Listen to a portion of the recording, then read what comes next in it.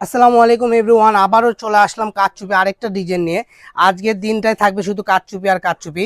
এগুলোতে জামা, শাড়ি, লেহেঙ্গা থেকে শুরু করে গাউন, যে কোনো জামা তৈরি করতে পারবেন। এগুলো দিয়ে আপনারা 6 গজ নিলে শাড়ি হয়ে যাবে, 5 গজ নিলে লেহেঙ্গা হয়ে যাবে, 4 গজ নিলে গাউন হয়ে যাবে।